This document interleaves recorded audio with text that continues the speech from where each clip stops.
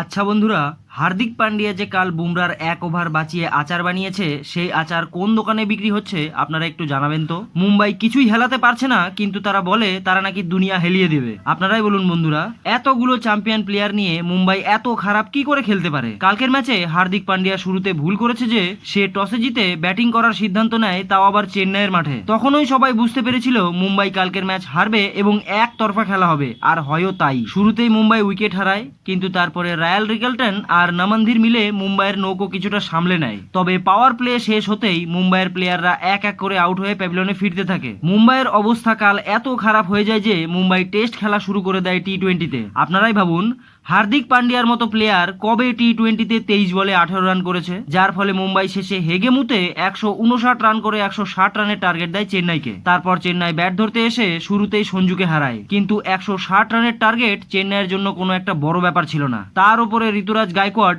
আর উর্বিল পাটেল মিলে চেন্নাইয়ের ইনিংস কিছুটা সামলে নেয়। শেষে ঋতুরাজ গায়কোয়াড়ের 67 রান এবং কার্তিক শর্মার 54 রানের দৌলতে চেন্নাই মুম্বাইকে মাত্র 18 ওভার 1 বলেই খুব আরামে হারিয়ে দেয়। তার মানে চেন্নাইয়ের টিম এখনো প্লে অফে কোয়ালিফাই করতে পারে।